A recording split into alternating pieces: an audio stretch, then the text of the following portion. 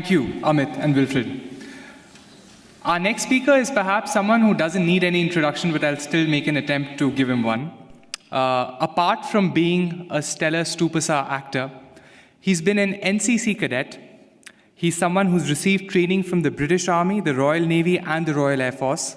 He's been a teacher, a professor. He's represented India at the Young Businessman Conference in Japan. He has a degree in electronics, and he's also served as a cultural ambassador to India. Please welcome Mr. Madhavan.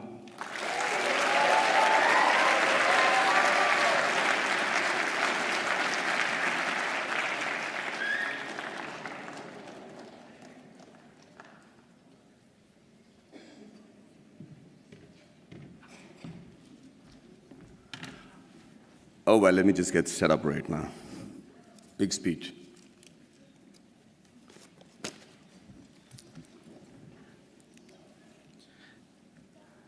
So, first of all, thank you very much for having me here at the Inspire series. It's worked dramatically. I'm already inspired to be addressing this really august intellectual gathering of people from Harvard, a place that my mother thought I will never reach. But you know what? A lot of people have spoken before me and eloquently and described their dreams for India and given figures and facts that either are skeptical and, like Mr. Wilbur says, aspirational. But I'm just an actor, and I'm going to just give you my dream shamelessly, because that's the thing that I can do best. And by that I mean, when we talk of dreams, we have one of our greatest scientists and philanthropists, Dr. Abdul Kalam, and he said something which is very interesting. He said, dreams are not what you have when you sleep. The true dreams are the ones that don't let you sleep. He said that when you have that dream once, it's a dream. When you have it twice, it becomes a desire. And when you see it for the third time consecutively, it becomes a passion, an aim, and a goal. And that is the passion with which I want to see this fantasy that I have for India 2030. And Abraham Lincoln also was a dreamer. And, but he said one thing that makes most sense in trying to achieve this goal that I have dreamt for my nation. He said, if I have 6 hours to cut down a tree, then I'll spend the first 4 hours sharpening the axe. There's a great philosophy in that. In this era of instant gratification, we just keep thinking we can achieve all these goals by just tweaking this, tweaking that. It's not true. I really believe that, that a missionary zeal is required to make that quantum change that can make 2030 what I'm dreaming about right now. And just let's look at India as a country. What a unique nation, seriously. Thousands of years old of culture and tradition, many invasions, being ruled for many years, and we still somehow managed to maintain our identity. We still somehow have managed to maintain our Indianness, our beliefs, our faith. And, there has been, we have our drawbacks. There is corruption, there is violence, there is differences between the different religions and sects and castes and everything. But I can't help but think, looking at India, at the geography, that we're not doing really that bad. Look at all the other nations around in the world. Look at our neighbors. Compared to that, there is somebody in India who's doing something right for us to be called a growing economy and being projected as the third largest economy in 2026 and the most educated and young nation in the world. And it's still functional democracy. So let's first accept the fact that there is some people in India with the right ideas and the ability to lead the nation to where we are today. Under that assumption, we are also very capable of finding very unique solutions to the problems that generally the world faces. One of them, of course, is the fact that we found freedom through non-violence and non-cooperation. Who would have thought that was possible? We have some other great... No, seriously, I mean, it was as radical a thought then as it is today. And one man in a loincloth with belief and faith and complete conviction was able to do that for us, Mahatma Gandhi. And it's an amazing country of people like Mahavir, Gautam Buddha, and Mahatma Gandhi, and then Bhagat Singh, who also had a dream. He dreamt then, 85 years ago, that I dream of an India where no infant cries for the want of milk. No youngster is deprived of relevant education, and no youth goes door to door finding a job. Sadly, it's still a dream today.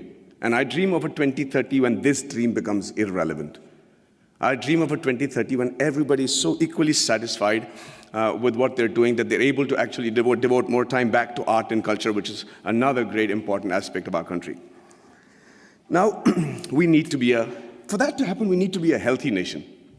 And when I say healthy, I remember preparing for a film of mine, which released recently, where I had to look like a boxer, and I had these, biceps and triceps that had to be there. So I decided just to work on the parts that is seen outside my clothes. So I was just working out on my biceps and my triceps and my shoulders. But you know what? I suddenly realized the strength that I had in my arms and biceps was not actually enough for me to look even fit, because it is disproportionate growth. It is the kind of growth that will not make you fit or strong, but actually make you look inadequate. And that is what is happening to India today. Everybody says we are the largest economy, we're going to be the most populated country in the years to come. And with economic superpower and supremacy in rocket and space technology, which I am privy to, and then the IT giants and smarter cities.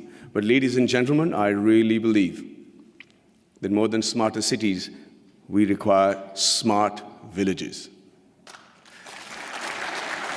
And this is going to be primarily what I talk about today. You know, a nation is only as strong as its weakest link, and rural India is our weakest link. See, it's important that that growth and progress goes hand in hand with the villages also getting onto the same train towards economic freedom, superpowerdom, all the terms that have been coined for a successful country. But that is not happening. The reason being, we're beginning to ignore them. We're beginning to actually believe that this is a very interesting line that I've found, where they say that everybody believes that they know what is required for getting the underprivileged and the poor up to speed with the rest of the country. Okay? And we always start assuming that this is what they want. This is how we can help the poor and the villages, and this is what they need. And we can't be more wrong. Because when you assume, and as the spelling goes, you make an ass of you and me. I'm going to tell you how that happened to a friend of mine. His name was, he's a very profound doctor, a gastroenterologist, and he got a call from his patient, Mr. Abdul, who said, Dr. Saab, my wife is really, really ill, and she's got a big stomach ache, and she can't sit, and she can't sleep, and she's in big pain. Can I come and visit you? And he said, yeah, by all means. And like all patients today, he has done his research, he's gone into the internet, and he said, usko ye ho sakta hai, wo ho sakta hai. And the doctor said, don't worry, let me handle it. And he checked her out, and he said, she has an infected appendix, so I have to do a surgery, and she'll be fine. The surgery was done, he was fine, and Abdul was a happy man. 1 year later, he calls back the doctor and says, sir, my wife has got a stomachache, please do the appendix operation, she'll be fine. Dr. Manoj said, listen, I'm the doctor, let me diagnose what I have to, please bring her to the clinic and we'll fix it up. He says, yes sir, fix up that operation date, we'll do it in half an hour and we'll be back, she needs her appendix removed. So now he's losing his patience. He says, let me do the diagnosis. Abdul, bring her to the clinic. And he's still insisting, and finally the doctor lost it and he said, listen, I'm the doctor, and let me tell you that every human being has only one appendix, and I've already taken out the appendix. So please don't tell me how to do my job. Abdul waited very patiently for the doctor to finish with his assumptions, and then he shot back very meekly. He said, sir, I agree with you. Every human being can have one appendix, but a man can have two wives, right?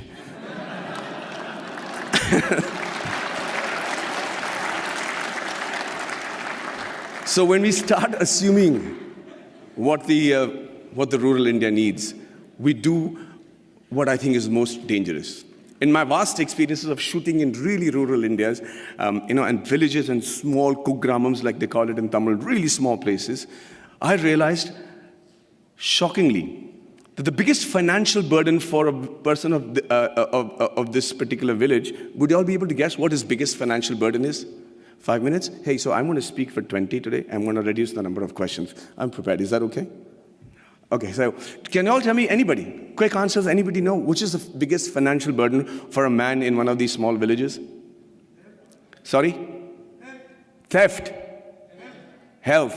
Okay. No, not health, not the marriage of a daughter, not education, not, sorry? Liquor. Thank you for reminding me. No.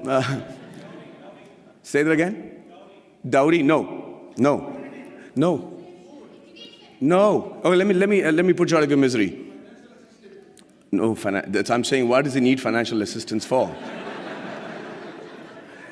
The answer is the untimely death of a relative, of a senior in their family. That is the one occasion he can't prepare for.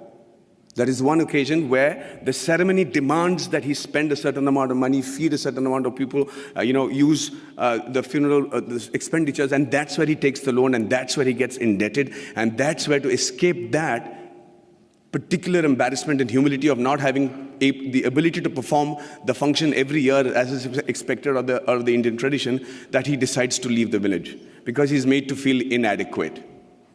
Lord Mickle had in 1735 had spoken in the British Parliament and said the only way to rule India is to make the men there feel inadequate. He said, and truly so, that unless he feels that what he has is lesser than what others have, you will not be able to rule him. And within a very short period, they proved themselves right.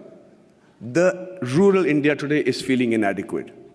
They're feeling like they're not even part of our country. And what happens with that is, they start then looking at opportunities in villages and saying better education, better health, better lifestyle, and no humility for not having performed the funeral properly. They decide to give up who they are and move to the cities. And who they are is what is more important for us to understand. Who they are actually the timekeepers and the bookkeepers of our deep-rooted traditional culture and stories. You should see how tradition and culture flourishes in a happy village in India. We don't have psychiatrists as a big fashion thing in India, and they still manage to maintain a great level of sanity. There's a great phrase from the poem If by Rudyard Kipling, where it says, dream but not make dreams your master, think but not make thoughts your aim. Meet with triumph and disaster and treat those two impostors just the same. It's very easy to say it, but how do you treat those two impostors just the same? The answer lies in the tradition and the culture and the books and the epics that are so prominent and predominant in our country. The Bhagavad Gita, the Quran, the interpretation of that in the subcontinent, the Bible, the Guru Granth Sahib, the granny stories. And you know how to handle the diversities and the setbacks, and you're able to sit back, reassemble yourself, come back and fight with the same glory again. And when you don't give a villager that, you're depriving him, we're depriving ourselves of what I think is one of the most important survival tools in today's world, which is the culture and tradition. So I dream of a 2030 where rural India is as developed as the rest of the world, was as aspirational as the rest of India, and where the villager is provided with the same opportunities as it is available in the cities. And after a hard day's work, a villager is actually able to come back, sit down, have a drink, put his feet up, and start thinking about art and culture and poetry. That would be a dream that I have for 2030, a practical dream that I have for 2030. And the dreams that your parents and my parents had when we were in college, urban middle class, where everything revolved around the boy studying hard, getting into a technical college of a repute, and then getting into a reputed management college, and finally, the green card. And if it was the girl, then it was a spouse with a green card. I dream of a 2030 where students the world over will dream of a blue card, will dream of having once actually come to India and study and imbibe the knowledge that we have as a nation. It used to be true. We were the first university in the world. Nalanda was a university where people came in from far and wide. So it's not a pipe dream. It's a practical dream that I have, and I think that's easily attainable. And finally, before I wind up, I think I dream of a 2030 where we have a meritocratic electoral base which selects its leaders and whose leaders believe that it is more important to serve with a missionary zeal to serve the nation rather than rule it. You know, there is another stanza from the same poem which says that if they have the ability to talk to the crowds, yet keep your virtue, walk with kings nor lose the common touch, if neither good friends nor foes can hurt you, yet all men count with you, but none too much. If only the politicians understood the gist of that line, we would have a progressive country by 2030 where we'll all be proud of not just the way the country is running, but also proud about our politicians. And finally, you know, I'm an actor. And the dream that I have for myself is that in 2030, I'm as relevant, I'm as handsome, hopefully, but if age was to catch up, then they probably would have mapped my face by then and used technology to make me look as young or old as the role desired me to look, and I'm still able to romance the pretty young things that will be part of the industry in 2030.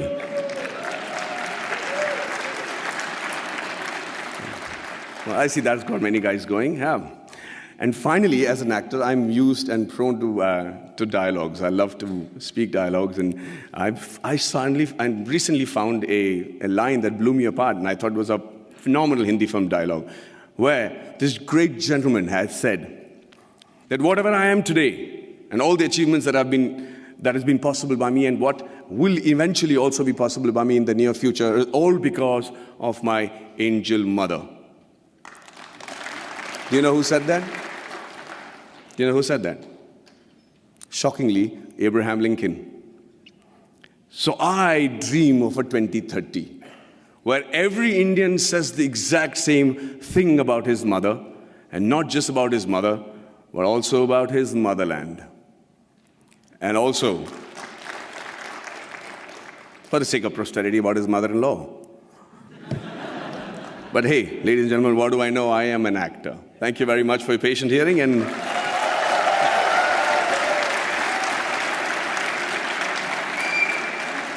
if I'm looking wise enough, I'm open to questions. Okay, wait, okay, is this, okay, it works. Okay, sorry, I wrote my question down. Okay. Give us some water. Okay, sorry. I've been trying to do this for 2 days. I've been low-key stalking you.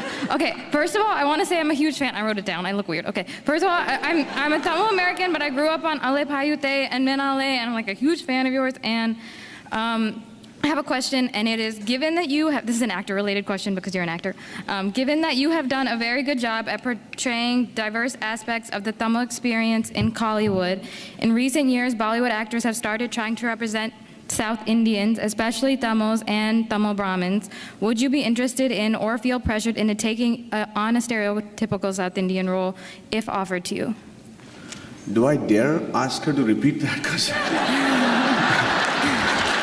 I couldn't hear you properly. I'm so sorry.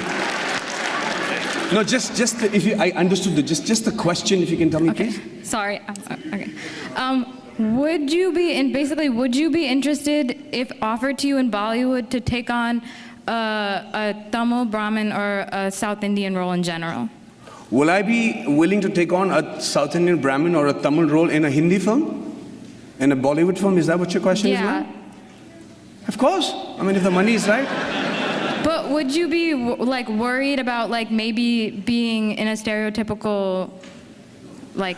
No, I think, you know, it's a very honest question, but I think this stereotypical is too burdened a word for everything that we use today. You know, it's politically correct and everything, but it doesn't really have any effect in my opinion, because I'll tell you, I have to listen to a story, I have to be convinced that this is going to work for my audiences, and I have to be convinced that the producer is able to pay me by the end of the day, and lo and behold, I am a Tamil Brahmin in a Hindi film, no problem. Really. Well, thank you so much for your for the excitement. Okay. Hi. Hi. So I actually wanted to ask you this yesterday, but there was like a mob, so. So this doesn't qualify. This is yesterday's question. Yeah, exactly. So my name is Pranati, and I actually grew up in Mumbai, like a lot of other people, and watched a lot of your movies. And I'm a vegetarian as well. Okay. So I really admired how you advocated for animal rights. But my question's actually about Three Idiots. So you spoke about how a lot of your acting roles was based on your experience. So I was wondering, because Three Idiots really does touch on a really important point that in the Indian education system, there is a lot of pressure, and this pressure can result in a lot of suicides by students. So I was wondering, how did your personal experience, because you did mention how you knew from the start that you did not want to be an engineer, so how did you channel that into your acting? Okay, so thank you for the question. See, the thing is, what I tried to show in Three Idiots was actually what happened at home. My dad was distraught that I didn't want to pursue engineering as a career or even join an engineering college, and I had to tell him that I knew what I didn't want to do is not become an engineer. But let me tell you this, the thing that we said about in Three Idiots. I do agree that there's undue pressure on the education system and amongst the families for their children to excel. But that's not necessarily bad. I think it's important to have pressure at that age. I don't think that an examination and failing an exam because you're not able to reproduce what you remembered at the right time, at that particular moment of time in your life, is a measure of how successful you will be the rest of your life. But it's also a measure of your tenacity to be able to reproduce that under pressure, which is going to be something that you'll be doing every day of your professional life. So, yeah, let's not underrate that pressure. But at the same time, I think it's important for parents to know that that is not the be-all and end-all, and that is not a death warrant that you've signed just because you flunked on a particular subject. Thank you. I'm done. Well, thank you so much for the patient hearing, and have a great evening, ladies and gentlemen.